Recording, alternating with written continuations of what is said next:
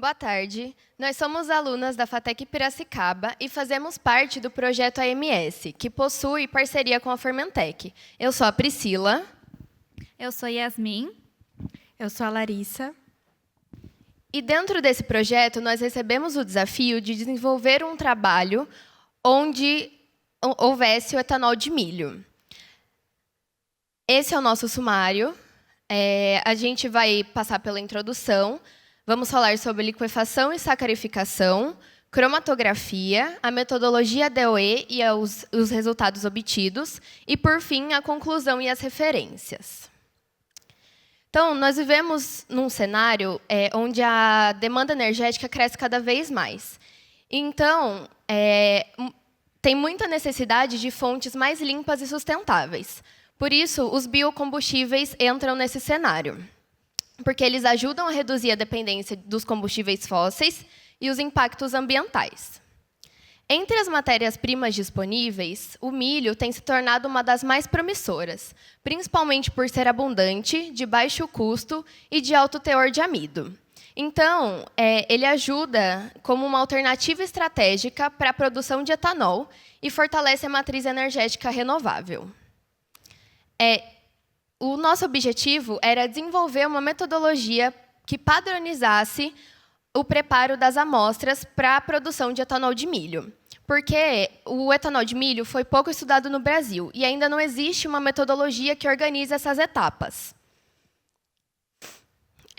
No início do nosso estudo, nós trabalhamos com a hipótese de que alguns fatores, como pH, enzima, levedura, granulometria e a temperatura, pudessem alterar o rendimento alcoólico. Porém, como a gente vai ver mais para frente, nem todas se mostraram significativas nas condições testadas. Por isso que o nosso trabalho é tão importante, porque a gente consegue separar quais variáveis realmente merecem atenção e quais não têm tanta significância assim.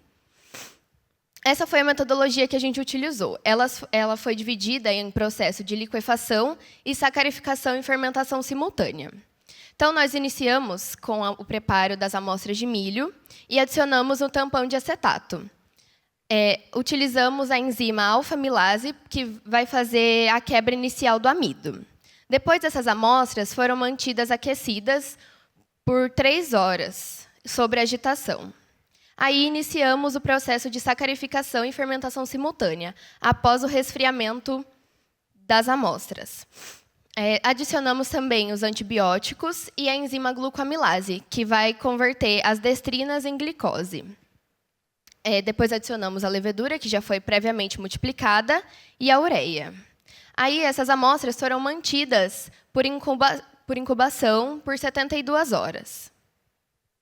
Essa é uma tabela onde mostra os resultados da avaliação da conversão do amido, que foi uma análise que a gente fez. Todas as nossas análises foram feitas em triplicata para verificar a estabilidade da hidrólise. Então, aqui, a gente consegue ver, na liquefação, os oligosacarídeos, que aparecem por conta da ação inicial da alfa-amilase. Na sacarificação, houve um aumento dos carboidratos solúveis totais, onde a enzima glucoamilase conseguiu converter as destrinas em glicose. Essa tabela faz a comparação dos teores de açúcares na liquefação e na sacarificação. E acontece a mesma coisa. Na liquefação,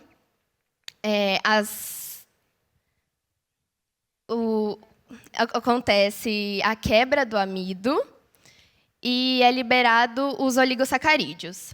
Já na sacarificação, as destrinas são convertidas em glicoses por conta da glucoamilase.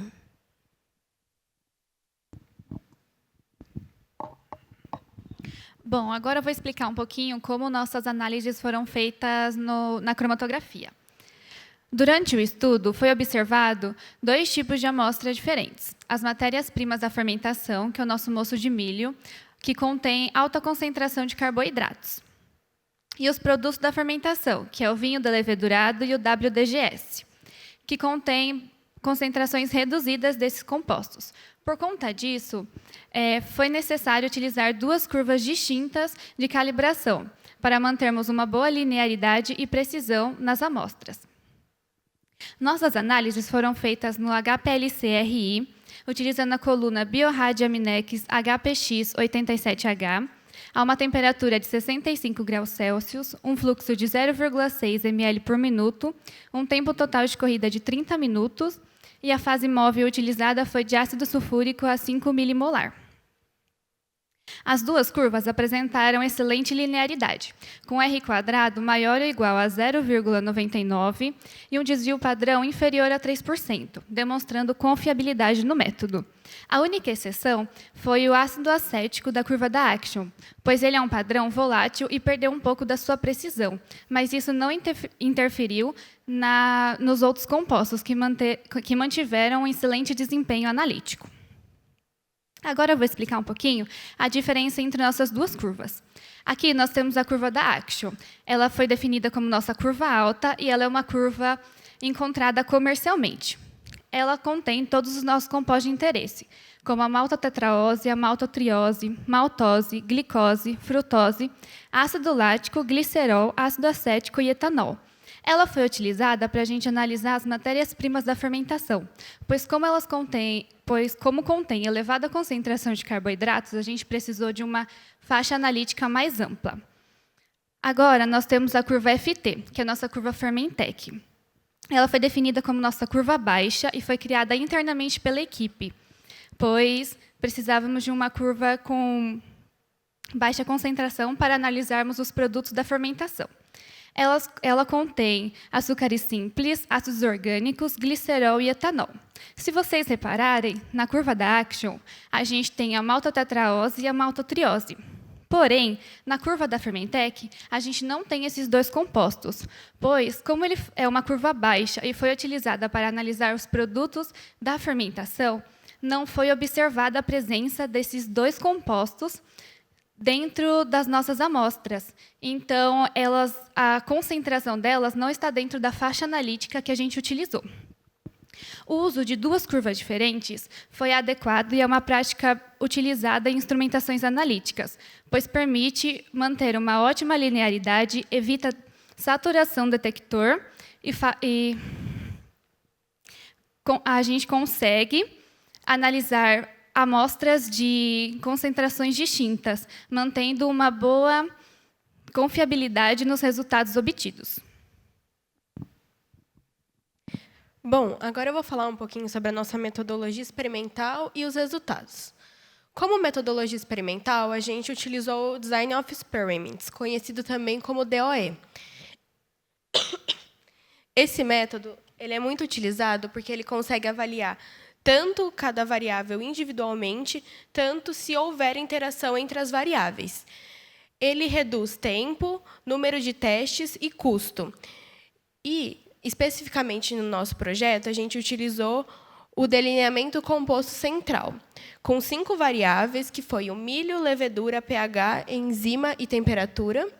E também fizemos 6 pontos centrais, para conseguir validar a estabilidade e a reprodutibilidade do nosso procedimento.